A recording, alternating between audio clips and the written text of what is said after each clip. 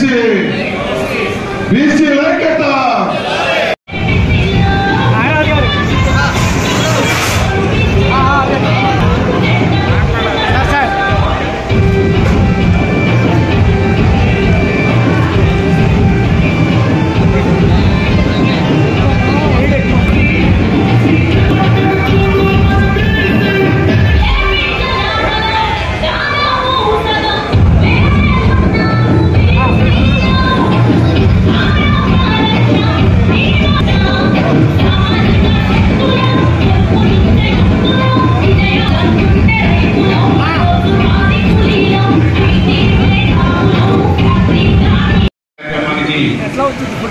అధ్యక్షత వహించినటువంటి గురిజాల నియోజకవర్గం తెలుగుదేశం పార్టీ బీసీసీఎల్ అధ్యక్షులు నాగరాజు గారు, పార్టీ సీనియర్ నాయకులు, అనేక సేవలు అందించి ఈరోజు మన నియోజకవర్గానికి పార్టీ పరిశీలనలో వచ్చిన వసంత సత్యనారాయణ గారు, వేదిక మీద ఉన్న వివిధ హోదాలో ఉన్న పార్టీ తెలుగుదేశం పార్టీ, అదేవిధంగా జనసేన పార్టీ నాయకులు, ఈ కార్యక్రమానికి వచ్చేసిన మీ అందరికీ కూడా పేరు పేరున హృదయపూర్వక నమస్కారాలు. ఈ జైఓబీసీ కార్యక్రమం రాష్ట్ర వ్యాప్తంగా కూడా అన్ని మండలాల్లో కూడా మనం జరుపుకుంటా ఉన్నాం. ఈరోజు మనం దాచపల్లి మండలం ఈ కార్యక్రమాల్లో చాలా పెద్ద ఎత్తున కూడా మీరందరూ కూడా పాల్గొన్నారు. ముఖ్యంగా తెలుగుదేశం పార్టీ ఆవిర్భావం అన్న నందమూరి తారక రామారావు గారు పార్టీ పెట్టినప్పుడు 82లో పార్టీ ఆవిర్భవించినప్పుడు ఆ రోజు బడుగు బలహీన వర్గాలు, ముఖ్యంగా బీసీ సోదరులందరూ కూడా రాజకీయాల్లోకి వచ్చారు. ఆ రోజు వరకు రాజకీయాలంటే డబ్బులున్న వారే రాజకీయాలు, కండవల్లో ఉన్నవాడిదే రాజకీయం. ఆ రాజకీయాన్ని ఆ రోజు నుంచి తెలుగుదేశం పార్టీ ఆవిర్భావం నుంచి చదువుకున్న కింద స్థాయిలో ఊరు పేరు తెలియనటువంటి వ్యక్తులు, చాలా పేద కుటుంబాల్లో ఉన్న లెక్చరర్లు, డాక్టర్లు, ఇంజనీర్లని ఎమ్మెల్యేలుగా, మంత్రులుగా, కేంద్ర మంత్రులుగా, పార్లమెంట్ సభ్యులుగా చేసింది తెలుగుదేశం పార్టీ అన్న నందమూరి తారక రామారావు గారు చెప్పుకోవడం మీ అందరూ కూడా తెలియజేస్తా ఉన్నాను. అందుకే బీసీలకి దాని తర్వాత ఆ రోజు చాలా మంది దళిత యువకులు, ముస్లిం మైనారిటీ యువకులు, ఎస్టీ యువకులు, అన్ని కులాల నుంచి కూడా తెలుగుదేశం పార్టీ ఆవిర్భావంతో, అదేవిధంగా కాపు యువకులు అందరూ కూడా తెలుగుదేశం పార్టీ ఆవిర్భావంతో రాజకీయ తెరపైకి వచ్చి ఉమ్మడి ఆంధ్రప్రదేశ్ రాజకీయాల్లో వెలిగారు. రాజకీయ ముఖచిత్రం మార్చింది అన్న నందమూరి తారక రామారావు గారు, తెలుగుదేశం పార్టీ అని చెప్పి కూడా మీ అందరూ కూడా తెలియజేస్తా ఉన్నాను. అందుకే ఈరోజు మనం బీసీలు మనం చూస్తే 2019లో మన పార్టీ ఓటు బ్యాంక్ కన్నా ఈరోజు పూర్తిగా మళ్ళా వన్ సైడ్గా కూడా తెలుగుదేశం పార్టీకి వచ్చారు.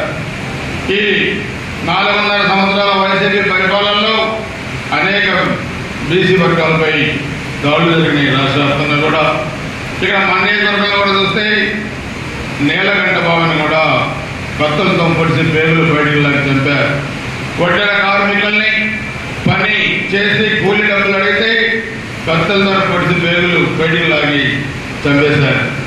అదేవిధంగా సుబ్బులు, అదేవిధంగా ఒక బీసీ మహిళ తంగేళ్ళలో ఆమెను చంపారు. అదేవిధంగా సైడ్ జాన్ బీసీ ఆయన చంపారు. అలీషాన్ కానీ 11 మంది ఎస్సీ, ఎస్టీ, బీసీ, మైనార్టీ, కాపు నాయకుల్ని ఈ కాసుమేశ్వరుడు ఎమ్మెల్యే అయిన తర్వాత మా నియోజకవర్గంలో చంపారు.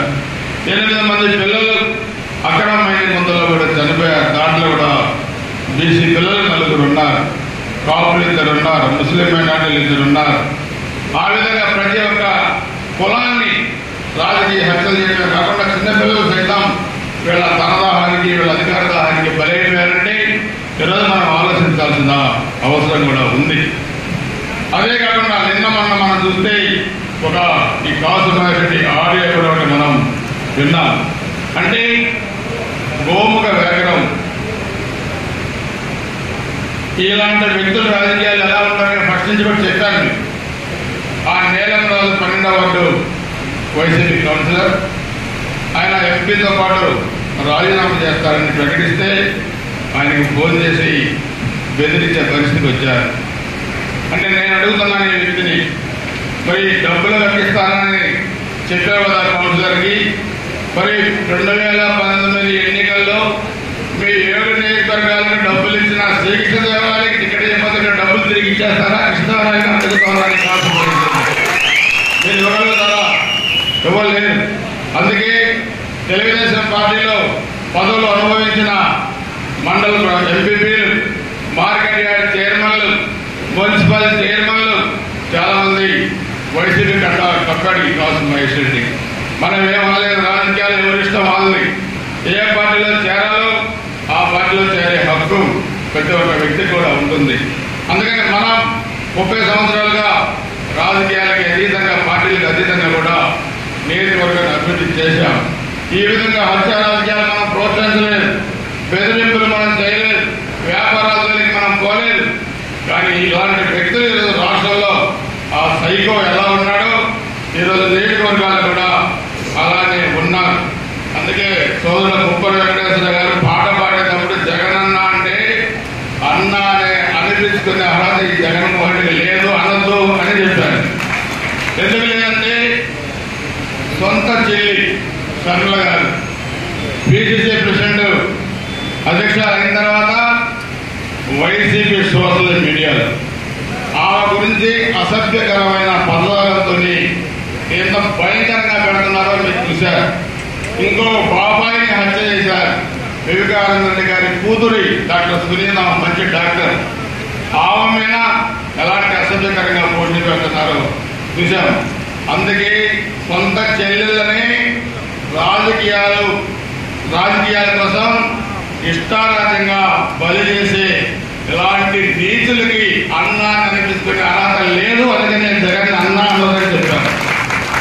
అందుకే తల్లిని, చెల్లిని రాజకీయాల కోసం, అధికారం కోసం, డబ్బుల కోసం ఇంటి నుంచి బయటికి పంపించిన ఇలాంటి సైకో జగన్మోహన్ రెడ్డి వచ్చే ఎన్నికల్లో డిపాజిట్లు కూడా లేకుండా బయటికి పంపాల్సిన, ఓడిని ఇంటికి పంపాల్సిన అవసరం కూడా ఉంది.